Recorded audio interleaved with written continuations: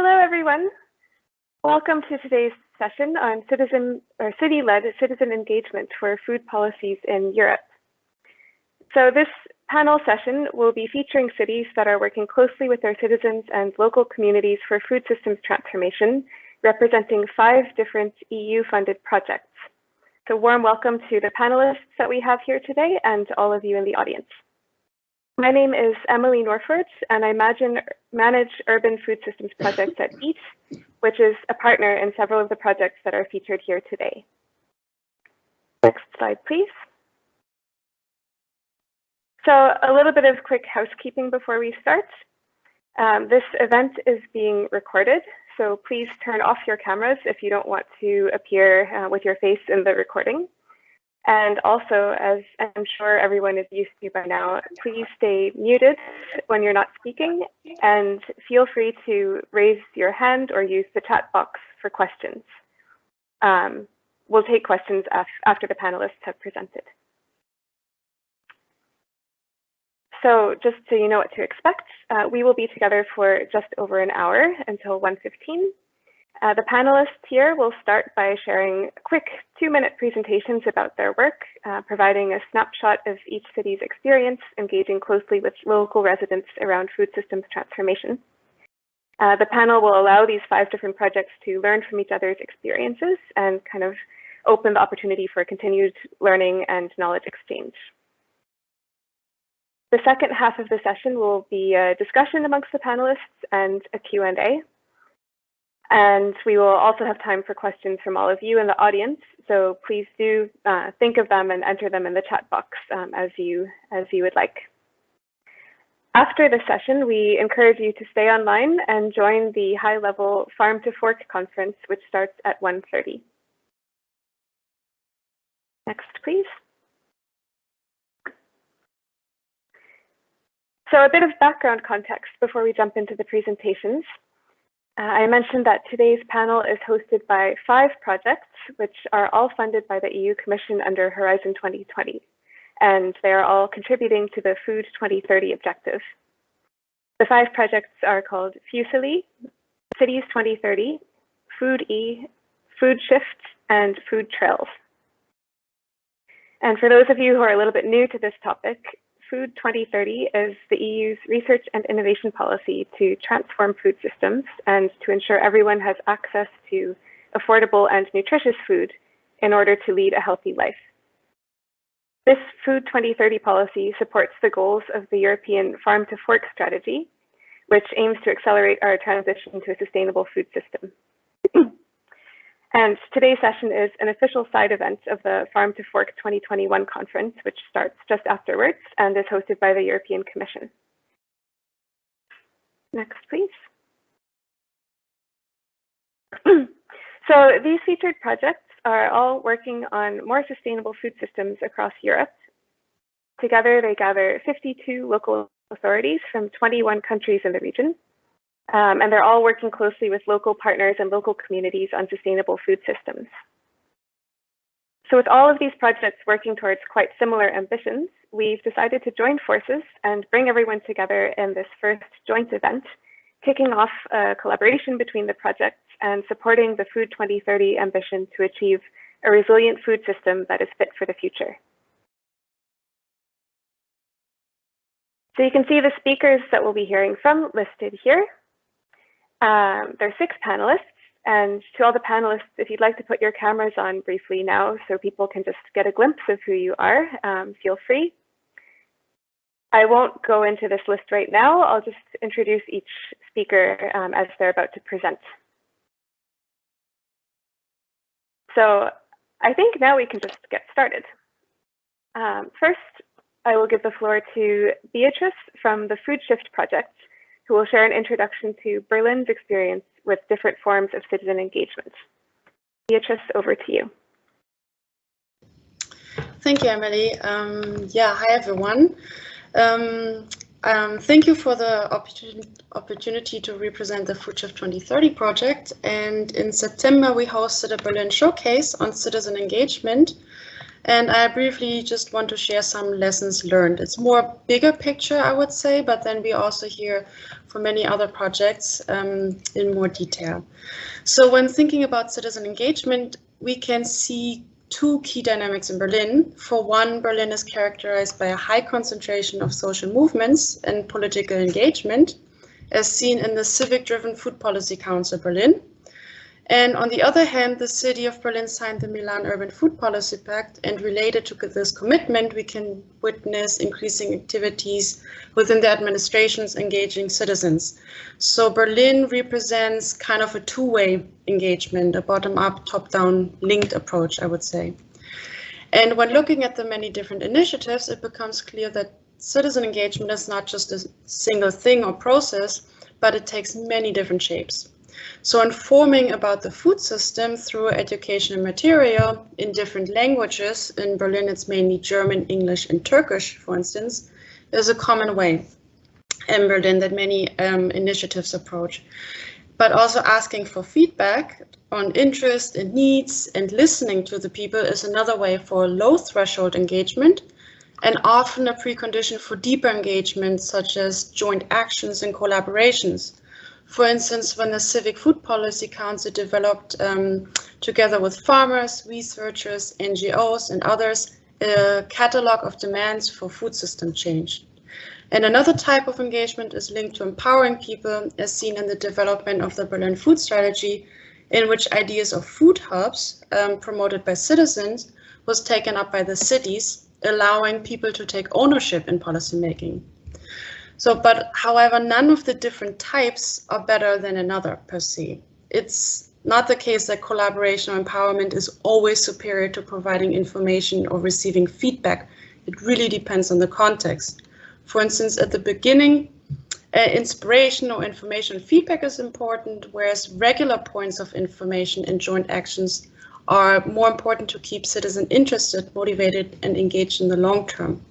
So to sum up, what we've learned from Berlin is that there's no perfect approach to citizen engagement, but rather intelligent approaches.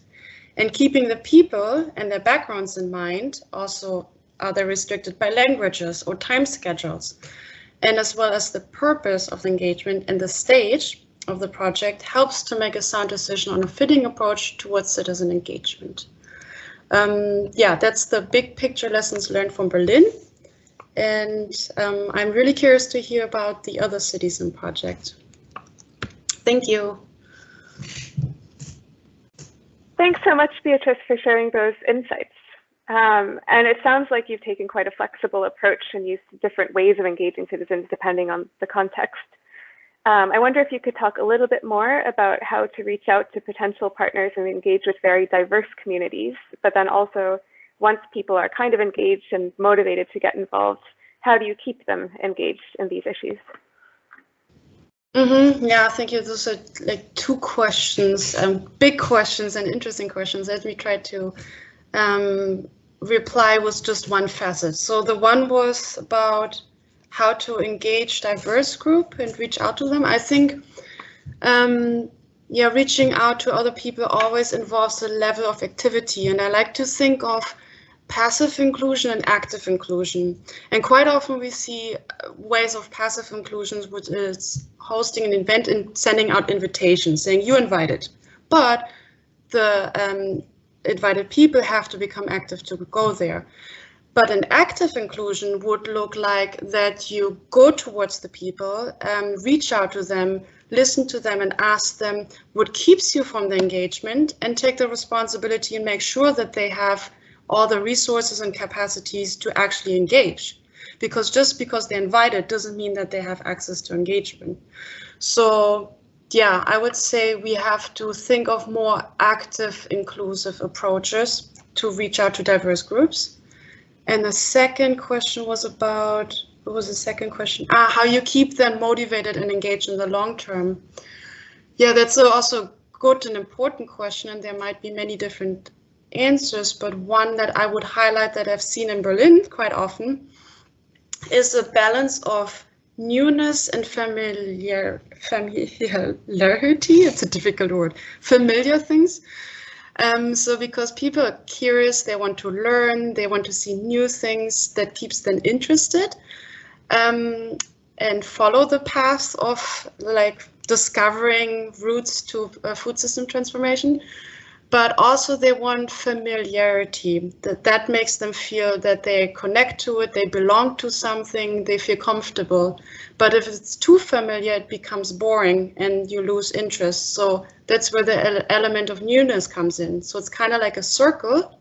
And if you keep that circle moving, it helps you to keep the people engaged in the long term. Yeah. But there are probably many different answers, and it would be interesting also to learn from the others. Yeah. Thanks for sharing those insights. And yes, they are very big questions, and I'm sure there are different ways to handle them. But the examples you've highlighted are really interesting, and I hope others can learn and also share their experiences too. So thanks, Beatrice, for kicking us off. Now we'll move on to the next speaker. I would like to invite Cécile from the Food Trails Project to present the experience from Bordeaux Metropole's Food Policy Council. Over to you. Thank you. Hi, everyone, and thank you for me to speak for the Food Trails Project. So Bordeaux Metropole is a metropolitan area composed of 28 municipalities and around 800,000 people. At the metropolitan scale, we work alongside the municipalities and local actors to engage citizens and to take citizen engagement to another level. Bordeaux Metropole set its Food Policy Council, so it's called the CCGAD, which stands in French for Sustainable Food Governance Consultative Council. It was a need expressed by the local food actors and the elected representative of the Metropolitan Council voted its creation in 2017. So the CCGAD is composed of 5 different colleges of actors. So there is one public policies college, which includes the 28 municipalities and other public institutions, and 4 colleges from farm to fork, so production, process, supply, consumption, and citizen engagement, which include civil society and citizens. So one of the remaining challenge that we have regarding the council's representativeness is to engage missing actors, particularly the producers and the actors of the agro industry. So the objectives of the CCGAD are to foster partnerships between local food chain actors and to valorize the actions that take place on the territory, to make them known to the public and to engage citizens to participate. And as outcomes, we can mention the co-designing of a 12-week food challenge collectively developed for citizens by the Food Policy Council's members.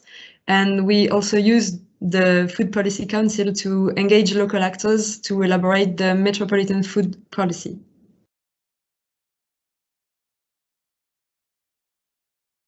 Great. Thanks for sharing some insights on that work. And it does sound like you're very much working to engage kind of all different types of people in the local food system. And I wonder if you could talk in a little bit more detail how you ensure that the Food Policy Council's work takes a bottom-up approach and really is inclusive from the bottom up and not just a top-down. Yes. Well, actually, the Food Policy Council has been designed to be bottom-up and not to become top-down, even though it's been set in place by the Metropolitan Council. So we try to involve citizens along the way. So to keep the food challenge example, we already had the first edition, and for the next edition, we are going to develop a network of relay structures.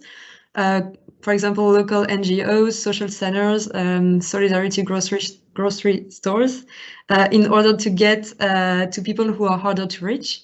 So relay structures working with vulnerable groups are interesting to activate in such projects. In our case, it can help to overcome the digital divide and involve citizens who do not have access to digital tools, for example. And we also mobilize former participants as well. So at the end of the first edition of the Food Challenge, satisfaction survey was sent to the participants to take into account their returns and to improve the next edition of the challenge.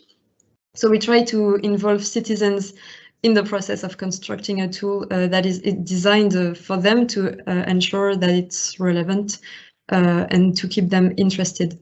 So the Food Policy Council follows this action very closely, so it allows a permanent discussion with the local actors regarding the content of the challenge and regarding the activities that are offered to the participants.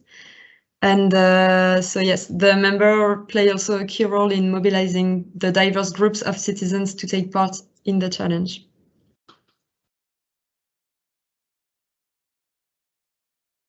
Thanks very much for sharing some more details about that. That's a very interesting approach. And thank you, Cécile, for your contributions. I think now we are doing great with the schedule. Thanks all of you for being clear and succinct with your remarks as well. We will move on to Stefan from the Cities 2030 project, who will share experiences from Haarlem and the Netherlands. Over to you. Thank you so much. Wonderful to be here and to hear and to be able to share the experiences of Haarlem municipality. Haarlem municipality is not as big as Berlin or Bordeaux's metropolitan area, of course. We have about 163,000 citizens here in our city. And one characteristic of Haarlem is that we have a relatively highly educated and relatively affluent population. So it's actually quite easy to engage our citizens in projects regarding sustainability and circular economy. People are motivated. There's a lot of Teslas driving around, and that's all going very well. So when we started this a couple of years ago, before Cities 2030 came along, we already started taking food as one of the spear points of our sustainable policies because it's easier to reach people. And there were so many ideas of citizens who came forward and who wanted to talk to us about their opinions and ideas that we said, all right, what we're going to do is we're going to create a new entity. We allow you to create a new entity. It's called Haarlem Food Future, where you can cooperate. And we're going to actually give you a budget to make things happen in the city.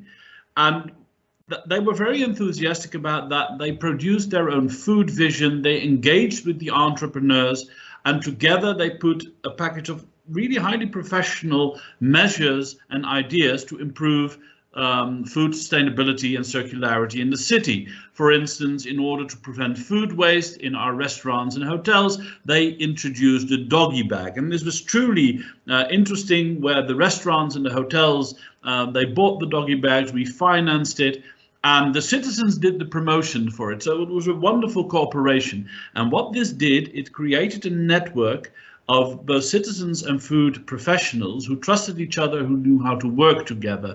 And they arranged seminars together. And now we have a whole spearheaded group of circular restaurants who are giving seminars.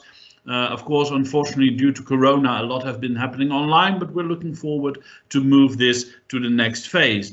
And then, of course, Cities 2030 came along, which is based on the Milan Urban Food Policy Pact, and also looking at creating living labs and policy labs inside the participating cities.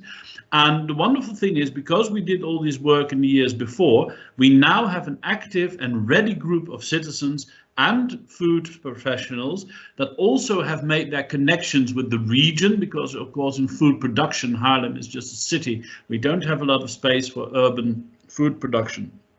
So we're looking at local produce to come into the city and to reduce the amount of miles our food travels until it reaches our plates. And now we have this whole network ready and eager to participate in creating those living labs where we test again the new techniques to introduce sustainable food systems into our city, which also means it gives us as a municipality, as a government, as a local government, the opportunity to learn from these experiences and look how we need to adjust not just our policies, but also the way we communicate internally with our other departments that are perhaps not so connected to this sustainability drive yet, in order to realize these food systems.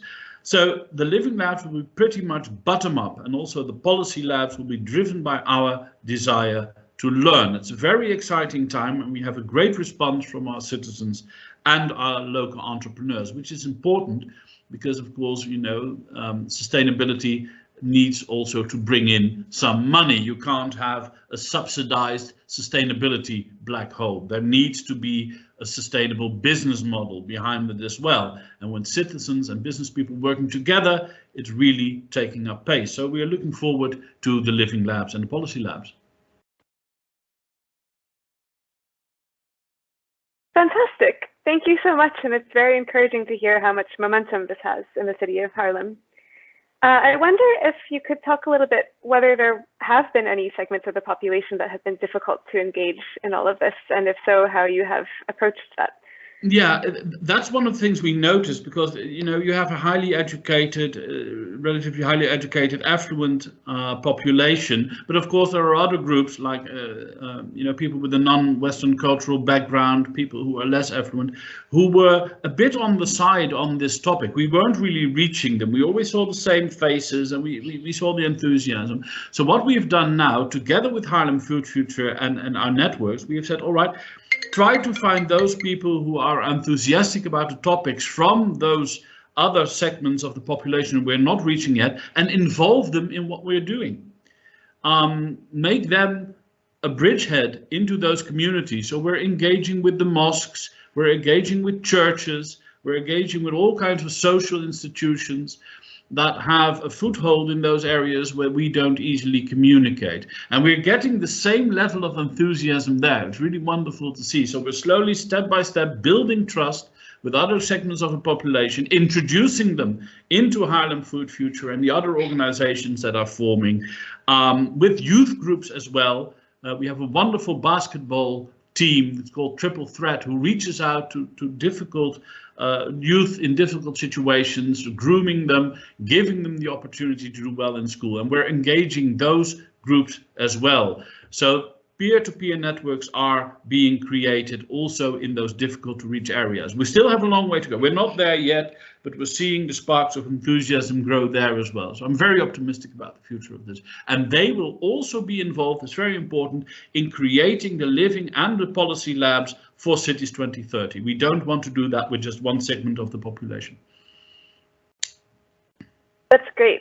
Thanks for going into detail on that. And I think it's very important to be able to meet people where they are. So you said going to the faith communities and meeting youth where they are. So that's those are great examples. Now we'll move on to our next speaker. I would like to invite Danielle from the FUSILLI project to share with us the City of Kolding's experience in Denmark with citizen engagement for food systems transformation.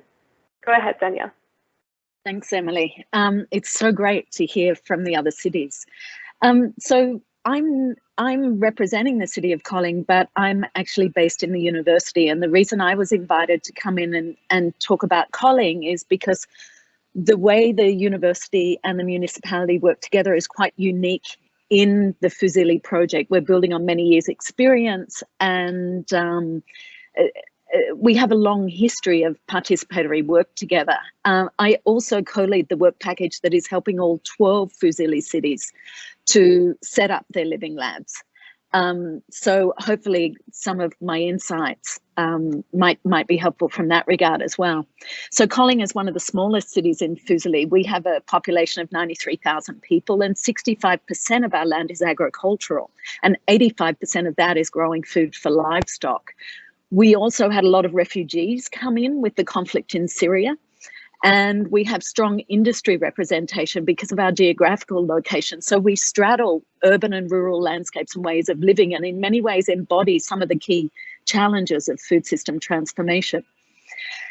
I want to speak about two things in particular. The idea of going from intention to reality. When we pitched Kolding as a city, you know, there were a lot of things that we said that we were very excited about. And then when we were fortunate to receive the funding, then we have to work out how we can go from intention to reality.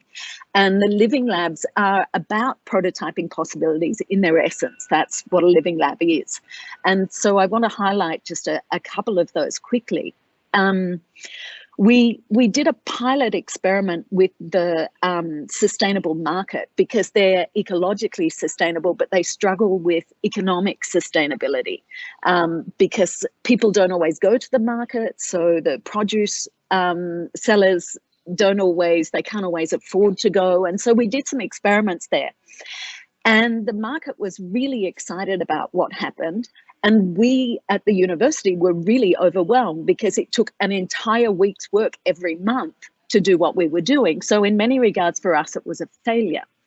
But when we met to discuss what happened, we were able to identify how to move forward when we got the different perspectives on what worked and what didn't. And now we're setting up a futuring and backcasting process with all of the local producers, working with regenerative farming and working with permaculture practices, and also doing things like brewing beer and working with bees to deliver honey and things like that. In another action, we've started working with the canteen. So this is led by the municipality, and we have 11. Actually, we have 20 canteens on board at the moment, I think, and a whole lot more who are wanting to come on board, and they're looking at how they can be more sustainable. So we're sort of supporting them to work with each other where they can effectively share what they're doing. And one key thing that came out of the first workshop was the municipality itself has 3 canteens, and they normally compete with each other. And as they said, when they were sitting together, they said, well, if we do meat-free on a different day from you, then everyone goes to you if you put, a favorite Danish pork dish on the menu, for example. So why don't we work together and have our meat-free days on the same day? And that way we can be fostering change. And so this is the first time they'd never considered collaborating before. So going from competition to collaboration is really important, and we can foster that. We're looking at developing a foraging library, a kind of library in the soil. It's to teach people from schools to families to individuals who can go to the forest as a cultural venue to engage with the soil. And this idea is about learning how to forage mindfully and responsibly, and learning about multi-species engagement from farm to and field and fjord. And doing this brings up challenges of governance. So we're trying to work out, well, who owns it? What happens if it's on state forest land? The forest is traditionally a producer of wood and now a producer of forest. So they have particular models, and the schools have models and the communities have models. And so we find ourselves looking at governance and trying to make something entirely new. We also find issues of access and privilege that we're needing to grapple with and ask, is the forest the right venue for it? Maybe we need several venues for these kinds of experiments so that everybody can participate. We're making a food lab, and we originally thought to put it on the university campus, but we're moving it to a building that will be torn down in 4 years' time. It's part of an urban development site on the edge of the heart, the old town, the heart of Colling. And by moving it, we can do something really interesting. Instead of asking people to come to the university and go away again, we are taking the work to where the people are. And this is another way of going to the community. We're still inviting them into a venue, but we're inviting all the different publics in Colling to make it their own and to take ownership of it. And this points to something that's really important. I mean, I'm a design researcher. Our specialization is participatory research through design. And what we look at is the idea of infrastructuring agency. So rather than doing it for people, working out what is the absolute minimum that we can do to help people to do it for themselves, to kickstart them and get them past the things that are roadblocking for them. So they're just some of our key insights already in the first 10 months. Thanks so much for sharing those. It's a very robust set of approaches, and really great to hear about the foraging and the meeting people where they are instead of bringing them to the university, and all of the different work you've been doing. I wonder, since you have an oversight over kind of the other cities in the FUSILLI project as well, if you could speak a bit about how this way of working in Colling is different from some of the other cities' experiences. Yeah, thanks, Emily. So as I said, we work really closely with the municipality, we at the university, and we work all together as a big team with these two teams. And sometimes we lead some things and the municipality joins us. Sometimes the municipality leads things and we join them. And as I said, this is unique in FUSILLI, but in Athens, there is a company that's working closely with the city. So we haven't yet understood how it might be similar or different to what they're doing, but we're excited to see how that unfolds. One of the things that we have noticed, because we've been doing online workshops and the work package 1 deliverables, most of them are in the first year. So we've been working really hard with the cities, trying to support them to work things out. And all 12 FUSILLI cities are different. And they're all at different levels in their understanding and practice of living labs. And we've tried different ways of bringing them together. And at first we thought putting different cities together would be helpful, but we found actually that similarity is far more fruitful, particularly at the beginning stage of the project, so that the cities can find fellow travellers, so that they can feel understood, so they can get strength in solidarity, and in a way so that they can common the problem that they're looking at with the particular living labs. So rather than saying, well, I'm doing this and I'm doing this and how does it compare, and being separate, they turn together in a particular direction and share their experiences while focusing on the challenge that they're trying to address or unpack or unfold or strengthen or move forward with the different living labs. Of course, some cities are finding it harder than others, and we have 12 cities on FUSILLI and 5 universities, and the universities aren't all in the same, they're not all based in the same location as cities, and they're not all tightly coupled with them, though some are. And what we find is that, you know, living labs are research, but cities aren't always well equipped for that.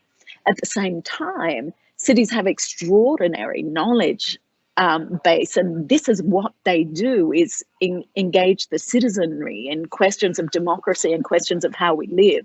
And while the universities may have knowledge that they can share, we really need to be doing it in ways that the cities can understand and leverage and put into action. So the universities have as much to learn as the cities do. So putting us together and working closely together, we're finding it's really exciting that the project is enabling us to do this. Of course, we all want more time.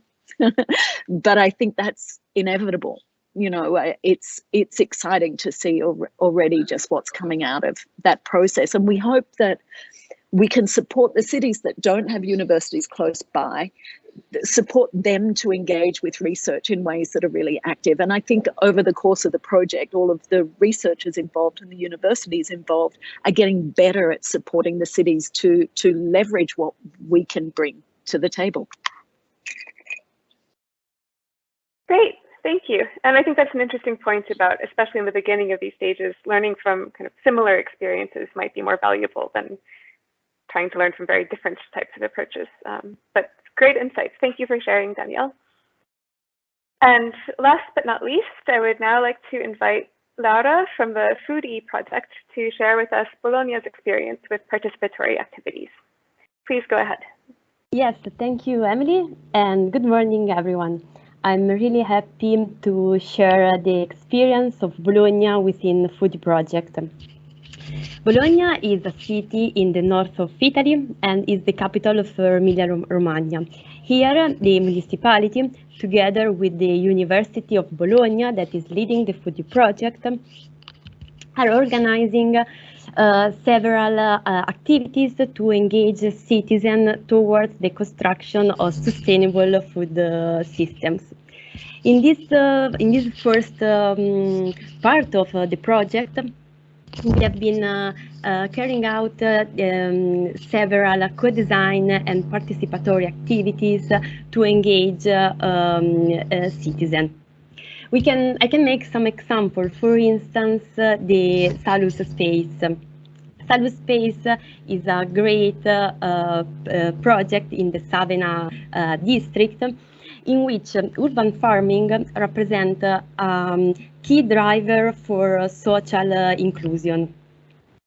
And here, within a FoodE project, we have chosen the Salus Space as a location for the International Student Challenge Urban Farm, in which we have been asking to international and multidisciplinary students to share their ideas on how to foster the economic, social, and environmental sustainability of this area.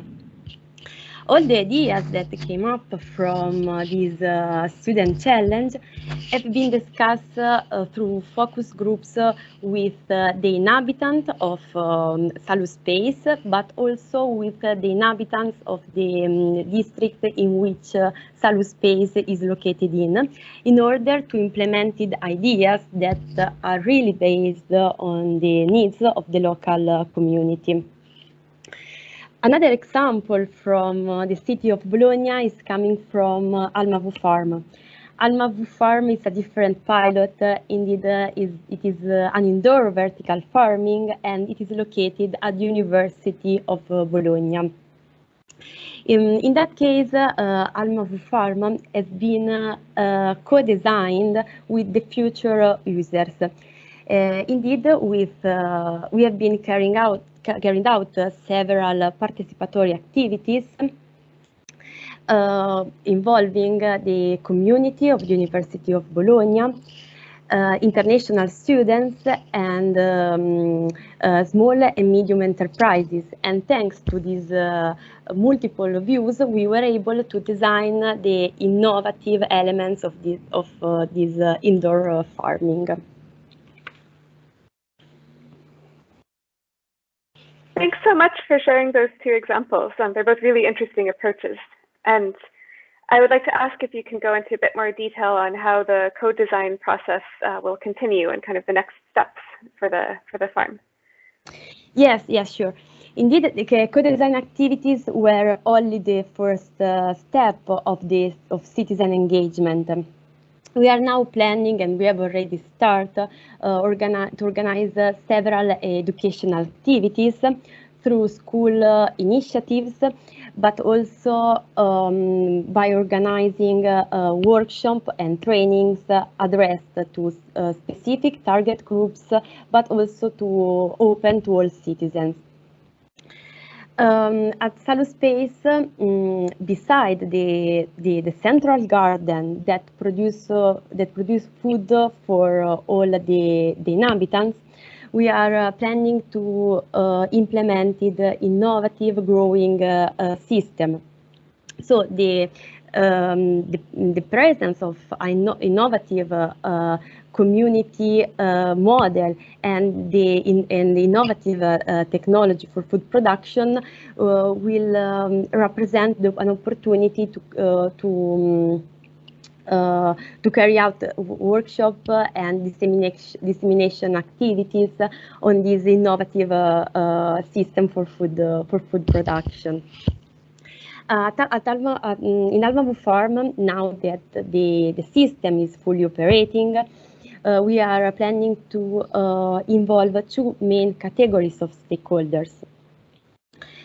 From one side, we will have students, researchers, and professors that will be involved in the research concerning the sustainability of indoor farming system.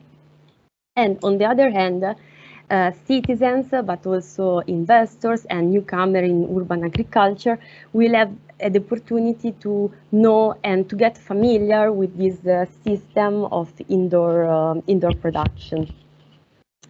In Bologna, since a few months, we have also a new FoodE pilot that is Serra Madre. And Serra Madre has a unique location because it is located in the largest urban park of Bologna, and it is really close to the city center.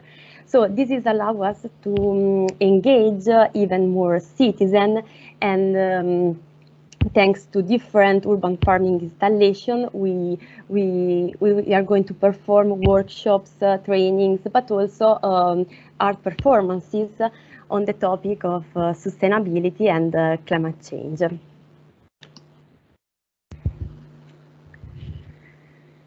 Thank you so much for sharing those next steps and details about additional work. That's really great, and it sounds like it's a very robust approach to bringing citizens into the food system through different venues and opportunities in Bologna. So, thank you.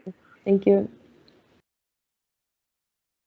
So now we'll switch gears a little bit. We've heard from several different projects and cities about their experiences with engaging citizens in the local food system.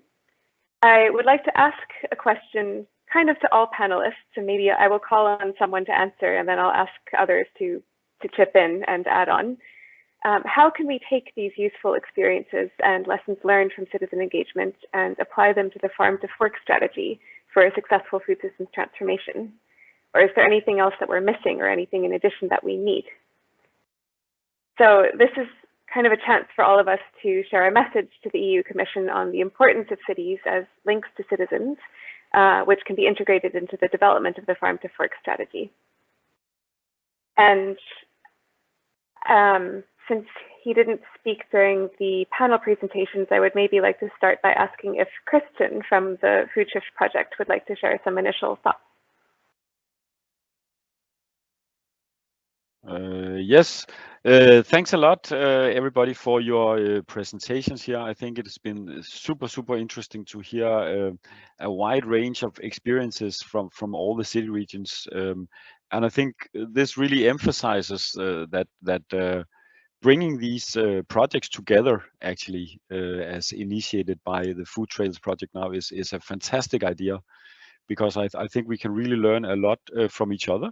And I think in this learning, I think we can really communicate also to the EU relevant ideas and suggestions for how to integrate also this more citizen-driven elements in the farm to fork strategy, and how to actually also use the farm to fork strategy really to bridge this urban rural gap that we are seeing, so that we can reconnect the cities with also the surrounding areas in the city regions.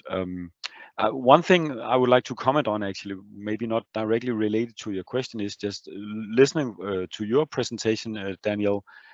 I think it would also be super interesting within each of the countries that we have represented here in these family of projects, then actually also that the city regions within the country would also get a lot of benefit of actually meeting. So I mean, for example, here in this forum we have Kolding in FUSILLI, we have Lejre municipality in FoodSHIFT 2030, we have Copenhagen in Food Trails, and we have Vejle in Cities 2030. So I think we could get a lot of benefit of actually meeting together and discover and share experiences here. And I think in the same way, that would also be the case for the other countries. I don't have the exact overview, but there's a lot of city regions in the same countries. And I think that's something we should really work on, because there will be specific elements that are relevant for specific countries, and then there's of course also overarching elements, because there will also be similarities between bigger cities, you know, across Europe, and smaller cities. So there will be different experiences to communicate. So I think, you know, having this meeting and having further meetings that we are coordinating between these Food 2030 family, I mean, I think that's a really essential way to move forward. Also, to be able to inform further the EU on how to further develop the farm to fork the strategy. Thanks, Christian, and I very much agree with your point about opportunities for kind of city regions to learn, especially the ones that are related to the same family of projects too. I think there could be a lot of value in that. To the other panelists, sort of an open opportunity for any of you to chime in if you have anything to add on to Christian's answer, or anything else you would like to highlight in relation to bringing this experience on citizen engagement through municipal action to be taken into consideration in the farm to fork strategy. So just raise your hand, or if there are only 6 of you, so just unmute yourself and chip in if you would like to say anything. Yes, Danielle. I'd like to follow on from what Christian said just quickly and say that Viola actually initiated that we start speaking together, and it was fantastic. So Dita reached out to me and to Niels at Roskilde, and through Roskilde we brought in Copenhagen. We haven't spoken with Laia yet, but we're really looking forward to do so, because those conversations have been incredibly fruitful. And we've learned so much off each other, even just how the projects are going, how they are similar and different, what we're struggling with, what's working well, but also learning about each other's longer term engagement with the food system, things that, you know, we hadn't had access to before or didn't know about. And there've been a lot of cross-fertilization that's happened as a result of that. And I strongly encourage everyone to do the same. Find the people in your country, in your region, that are in the other projects, because it's just so valuable. Sorry, Emily, I've now forgotten your question. So this is great to just hear reflections on how the projects can continue collaborating and really capitalizing on each other as well. So thanks for those insights too. But I think also just the main question for today's session is really, what messages do we want to convey to be taken into account in the EU Farm to Fork strategy in terms of the role of cities and citizen engagement? Can I continue? Is that okay? Does anyone else have a burning thing to add? No, yes, please continue, Danielle, and okay. Others, if you would like to add on. So one of the things that I alluded to before is that we need time. Cities, citizens and researchers, we need time together to really listen to and observe and communicate with and learn from each other. Cities need support. They need tools and techniques for putting citizens first. Even when they're very experienced at participation, they benefit from what research can bring. And we see that every day working together closely with the municipality. Researchers need to meet cities and citizens where they are, and citizens have personal and professional expertise. So this includes businesses, all kinds of businesses. And what is fundamental is the citizens need to feel and be heard, and the cities need to be able to respond. So all of this requires time for language to shift, for experiments to go deep, and for city citizens and researchers to cross-fertilize in fundamental ways so that we can surprise each other. Because there are things that we know or we think we know that can help, but when we actually get working together, we're always surprised and so much comes out of it. You know, it's critical that we include citizens and cities working together, because no matter what scientists and technologists and researchers develop, without uptake, there is no innovation. There's only invention.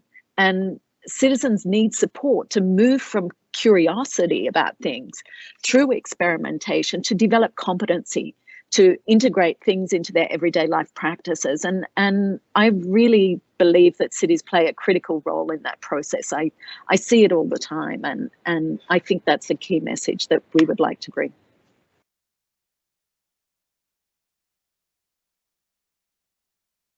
Thank you. Cecile, please join in. Thank you. And thank you, Danielle and Christian, for these ideas. I will continue on what you said, Christian, about building bridges between rural and urban area. We also need to build bridges and partnerships between the local food chains actors, because the food system, as it's organized, is compartmented between the different sectors. And I think what's really important and a role of the cities is to build bridges to make these different sectors meet. So that's what we try to do at our local level with our Food Policy Council. We make the different sectors meet and have partnerships and build actions together. Yes, that's one advice we could make.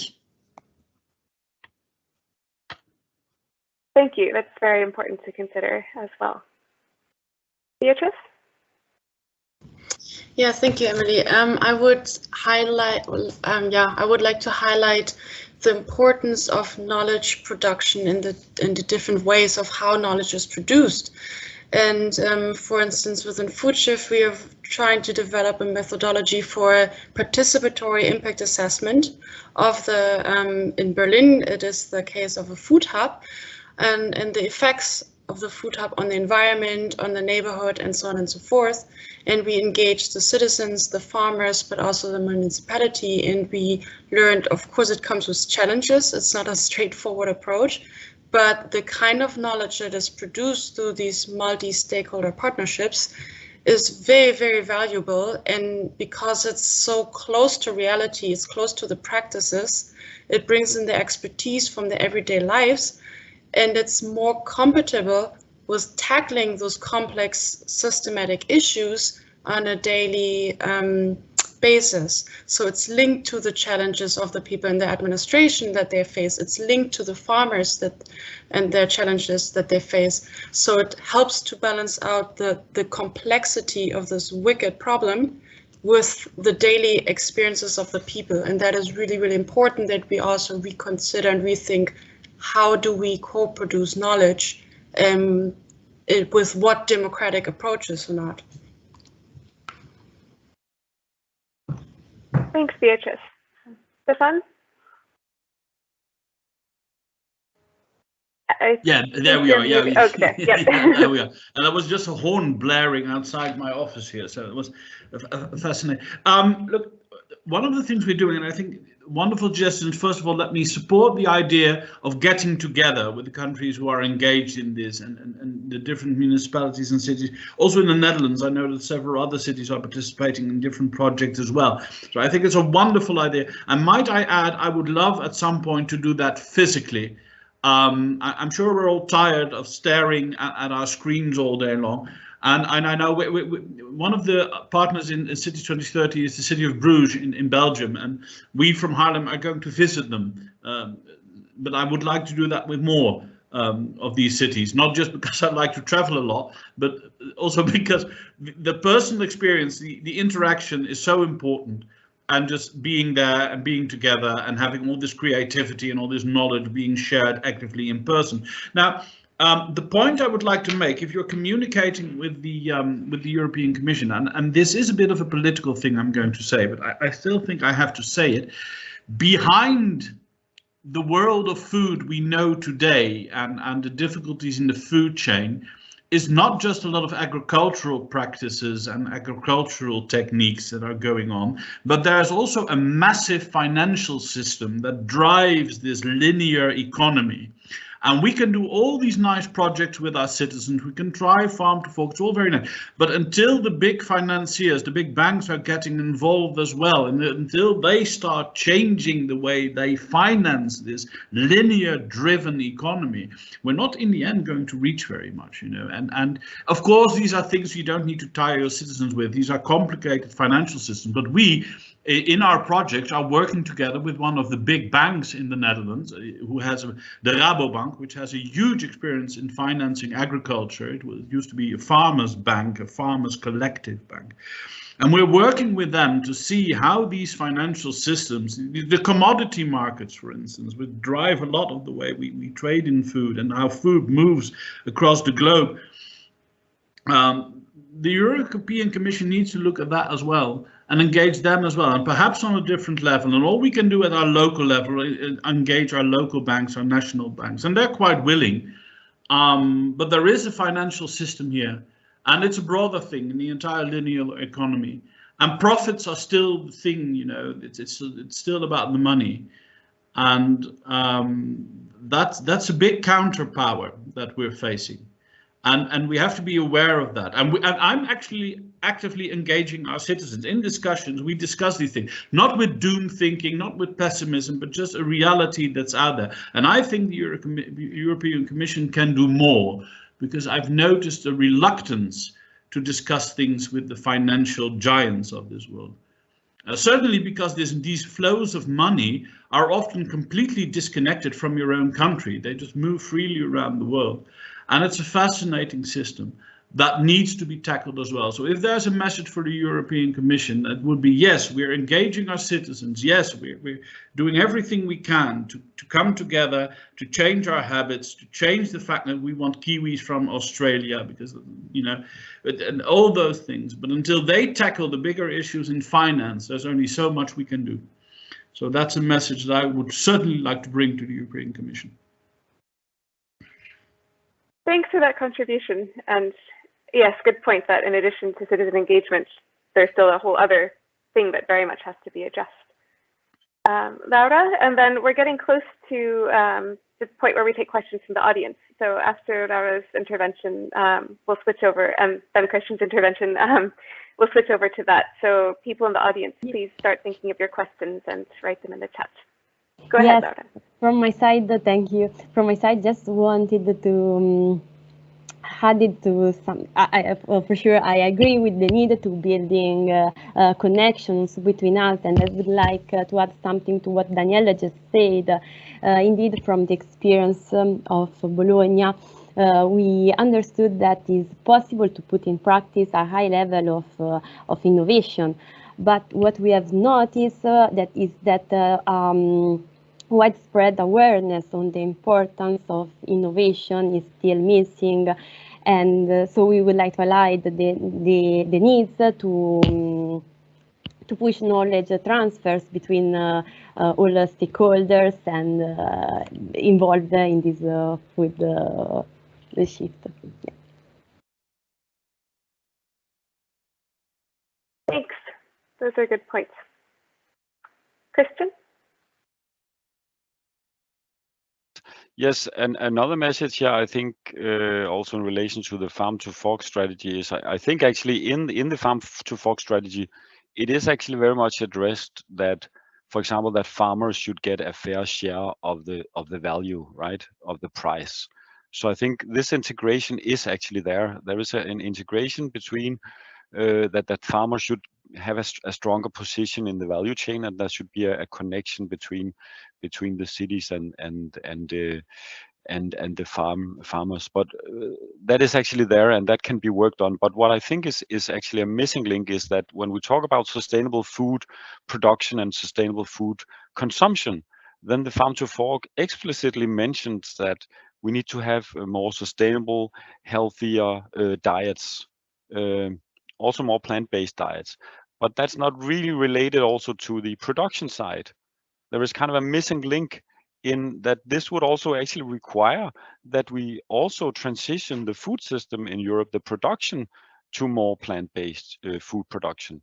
And that brings a whole other range of challenges here, because how do we actually ensure that a more plant-based food system in Europe still actually make sure that the farmers get a fair share of the value for the product? Because what is the benefit of the animal-based food production is that you actually create the value on the farm, right? You feed an animal and you get a value, a higher product value.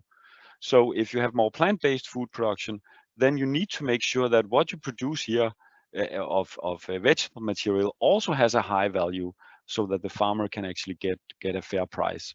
And I think that's maybe some of the resistance that we see in some areas in Europe, at least from the farmer side, that okay, but how are they going to make a living of that, you know? And I think here it's very interesting to learn here that actually in Denmark right now there was just an agreement passed where there is support actually for farmers to grow protein crops. So as a part of the eco scheme, now it will be possible for farmers to get support for growing protein crops. There will also be a fund that both farmers and others, innovators, can apply to get funding for plant-based food production. So I think to get a more sustainable food system, we have to make the link here between production and consumption. Thanks, Christian. And of course, citizens are a big part of that link as well, as they're also the consumers. Danielle, I see you have a hand up as well, but we just have 15 minutes left. So I want to make sure we have at least a few questions from the audience. So maybe we'll start with that, and then if there's time, we'll come back to your point. So I know we have a question in the chat box from Karen, who's part of the Food 2030 project. And Karen, would you like to just unmute yourself and ask the question yourself. Hello, everyone. I will just turn on my video so you can see me. So hello. So I'm actually with the Commission, so DG Research and Innovation, and I guess I'm kind of I feel a bit like the founding mother of Food 2030, in particular the work with cities. So I'm really happy to be here with you today and to see what wonderful things are coming out of our calls for proposals. So really, job well done. So my two questions for you today, I'll try and be brief. One is, you know, all of this momentum, all of this great work that you're doing, bringing different actors together and really prototyping and testing things on the ground. How can we make sure that this, you know, extends beyond the life of the projects? How can we build so much interest, so much capacity that even when the money dries up, the actors will be enthralled to keep the thing alive and keep it moving forward? That's one question. And the other question that would be really interesting to hear from you all, perhaps it's a bit early now in the process, but is what do you need as public authorities and as places, cities as places of innovation and where things happen? What do you need from your governments, your regional governments, your national governments? And of course, the EU is also there to provide a framing, but what do you need that can help you in this transition? We need to understand that, because if we can understand that, we can try and set in motion some enablers and try and undo some of the barriers that are there. So happy to discuss all of these issues with you in the future. Thank you. Two very important and big questions. Who from the panel would like to kick us off with a response?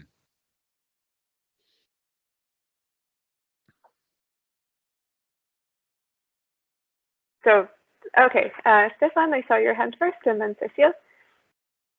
Well, one of the things, just I'd like to connect to the last question. What do you need from your national government? Well, legal space to experiment.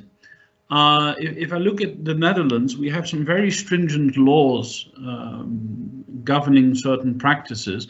For instance, the way we transport garbage or streams of garbage, that make it very difficult for us to combine them. I'll give a very brief example. We had a pharmaceutical plant that needed calcium, and a big salad producer, these pre-packaged salads, with eggs on them, who had a lot of eggshells.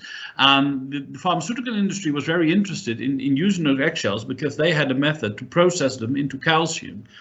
But they couldn't deliver to them straight away, because the moment these eggshells left the salad factory, they were garbage, and there had to be a garbage waste disposal firm involved in transporting it from one side to the other, which completely killed the business model. Now, what we would need from the national government in cases like that is the opportunity to say, okay, let's give them a temporary permit, let's experiment with this practice, see if that thing that the law is trying to protect is being damaged, yay or nay, and if it's not the case, let's have a method to incorporate this in our legislation and our local rules and regulations. So that's the kind of discussion you would want from with your national government, to have legal experimentation space, to bend the rules a bit temporarily to see if things will work out.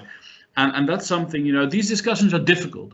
It's a difficult way of discussing it. We Dutch, we love our little rules, and it's a very difficult, and the politicians are usually okay with it, but then you go to the levels of the senior civil service, and it becomes a very difficult thing indeed, and it can take up to years. So that would be a great help if we could get this maneuvering space to tweak the rules a bit to see if certain experiments can happen. That's a great and very clear answer. Thanks for that. Cecile, and then Beatrice. Thank you. I'm going to answer the first question. How can we ensure this momentum continue beyond the life of the project? Because As I said in my presentation, the Bordeaux Metropole's Food Policy Council has been created in 2017, and it's still on, and it will continue, we hope, after the project. So, and this Food Policy Council is our living lab for the Food Trail project. And so, as I said, it's a consultative council, so one of its roles, and one of the things we could say to make this continue after the project, is to have defined roles. And for example, the Consultative Council of Bordeaux Métropole, one of its roles is to orientate public policies. So what needs to be done is to really take the expertise and competence of the actors, of the members, into account, to reward their implication in this council. And as Beatrice and Daniel said before, and I agree with that, we need to keep the actors interested. So we need to keep producing studies, data, make links with researchers to maintain the dynamic, and they need to gain things from their involvement, because a lot of time, I don't know if in other countries it's the same, but for us their engagement is a benevolent. So they're not paid for it, and so they need to gain things from their involvement. Yeah, that's an important point, and good insights on how to keep the momentum going. Beatrice, and then Danielle, and then we'll see if we have time for another question as well. Yeah, thank you for raising those important questions.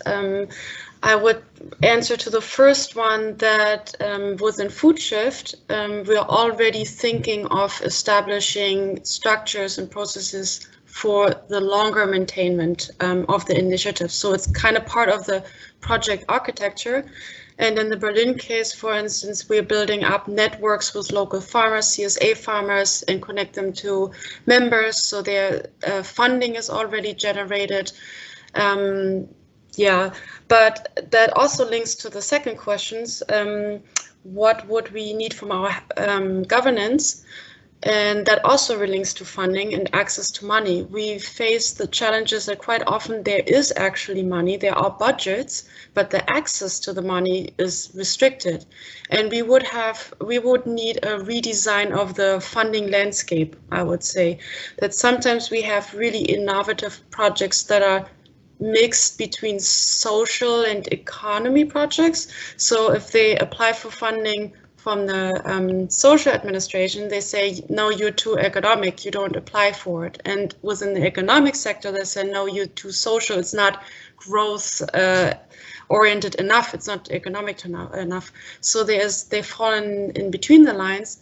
And also quite often we get restricted by the purpose of the funding. So processes are easily funded, workshops and individual projects, but structures, building up structures like having money for employees or paying rent for rooms, that is really difficult.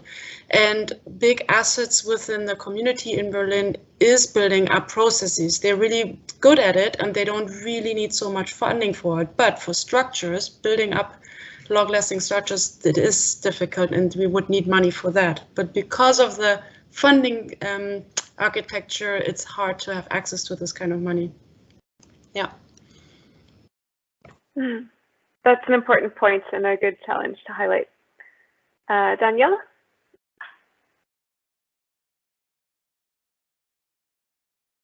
It looks like you're muted. We can't hear you. Sorry. Yeah, thank you. And I see that Hella has raised her hand. Hella is the FUSILLI project manager at the Kommune. So I will say something about question one, and hopefully Hella might have some things to add if we can allow her a voice. So in Colling, we've rebranded FUSILLI. So we've rebranded it as Food 2030 in Colling, and we did this intentionally to demonstrate that the project, it's not just woohoo, we got EU funding for a 4-year project. By calling it Food 2030 in Colling, it connects to the Colling 2030 sustainability strategy, which was launched a couple of months before FUSILLI started. And it demonstrates to people that we have this opportunity, and it can kick something that is a longer, deeper commitment that has roots that can go into everything that we do across the fabric of the municipality. And we find that makes a difference in a lot of ways. So by knowing it's Food 2030 in Colling, it gives that distance perspective. And by knowing that it's an EU project that is starting Food 2030 in Colling, we see a real sense, people are reporting a sense of pride because they feel at the forefront of really important conversations. They know we need to change how we eat. They don't know how to do it. Everyone is struggling with how to do it. You see pockets of people that find answers to some things, but certainly not to everything. You know, we know the food system is complex, and the people who are getting involved in this research, they're saying that they really feel empowered, and they feel that they can make a difference, and that what they're doing is important. So it's achieving a number of things, and maybe Hella can elaborate on that in the second question. Yes, thanks, Danielle. And I think we have just enough time for Hella to contribute some remarks briefly, and then I will wrap up and we'll try to end on time. So Hella, please go ahead. Thank you, and hi everyone. Maybe I take the mic down. Hi everyone. Fantastic lead way in actually to the point I wanted to make, Danielle, because I think Food 2030 is a fantastic, you could say, pilot or showcase for actually how to bring out the sustainability strategy within Colling, because it goes across the entire, you could say, municipality organization, and the initiatives also identified as part of the strategy.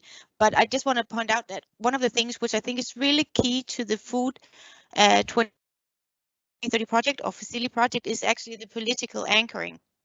The fact that we are committed to build a food council, and as part of that also create and make policies and a food strategy, to me is just so key that this is anchored, and the commitment moving forward. There will be someone addressing this. There will be, you know, this will be on the agenda. So having that political part or element as, or even living lab as it is, because this is something we are to establish now in Colling, and probably wouldn't have happened if we weren't part of this project. To me, is really a key anchor point of succeeding, not only long term, but why is this sustainable long term? Because at least it will be political anchored, and there will be someone maintaining this agenda beyond all the other experiments we'll be doing. And that's the thing we've found. It's like the food policy is handled in every department in the municipality, so it's completely fragmented. And so by doing what we're doing and rebranding it as Food 2030 in Colling, we have it helps to push the agenda that we need a food person within the municipality to bring together, to work with that fragmentation, to bring something to bring some coherency to it. Yeah, those are very important points. And I think a lot of cities have that set up in the municipality, where food is not typically one kind of it's a cross-cutting issue, but municipal departments aren't always set up to deal with it in a collective way. So that's a great point. I think we're just about out of time, so I will wrap up briefly. But thank you so much for all of your contributions and insights, and thanks for the audience participation as well. So we've all seen that local authorities play a super important role in the sustainable and fair food system, and we can see there's growing evidence and recognition of this role. I think you all know that the majority of Europeans live in urban areas, 75% of the population, and local authorities can really take advantage of their proximity to citizens to improve food environments, address inequalities, support healthy diets, create shorter food supply chains, and develop more integrated approaches like we've heard about now. And I think there's kind of overwhelming agreement that citizens do need to be part of the discussions and change in our food systems. So today we've all heard from these 5 different projects and cities sharing their work of collaborating closely with local communities and citizens and providing useful lessons, not just for the farm to fork strategy, but for other cities and similar projects and initiatives across Europe and beyond. And we've seen that I think all of these cities have similar ambitions when it comes to food, but have found different ways of approaching these and engaging citizens, best suiting their own contexts and, like Beatrice said as well, best suiting kind of the stage and the different points in the project too. And we know there's a lot of work that's already taking place on the ground. We've heard about it here, but we do need to keep learning, replicating, and scaling up successes. So one way to scale up this work is the purpose of the session, to bring these lessons to the EU Commission as well and help these be implemented and reflected in the farm to fork strategy, and really encourage residents to take part in the processes to develop a better food system. And just, I know we're a tiny bit over time, but one more slide to show you with some next steps. So if Claire, you could put up that slide. You can continue following the work of these 5 projects on their websites and social media platforms. The Farm to Fork conference is starting in just under 15 minutes today and running through midday tomorrow. So please do take a look online and tune in to hear about the progress made on the initiatives and the strategy's action plan. There are also several events coming up in the very near future. Next week, there is the FoodSHIFT 2030 Stakeholder Innovation Conference and Barcelona FoodSHIFT Lab Showcase, which will happen on Monday, the 18th. And also the Milan Urban Food Policy Pact Global Forum that will take place from Tuesday to Thursday next week, with the Food Trails Project organizing a session that once again brings these projects together on Tuesday the 19th. And both of these events, it's possible to join online. It's not too late to do that. A number of us will also be there in person in Barcelona, which is very exciting since there seems to be a great desire to have more in-person engagement again. So it's wonderful to see that that's finally happening, and we'll certainly try to facilitate more in-person learnings amongst these projects in the future. So stay tuned, and if you have any questions, please feel free to contact Anya from Eurocities or Claire from EAT. Their emails are listed here. And that's all. So thanks so much for all of our presenters today and for a great and engaging discussion. And also thanks to all of you who tuned in the audience. Take care.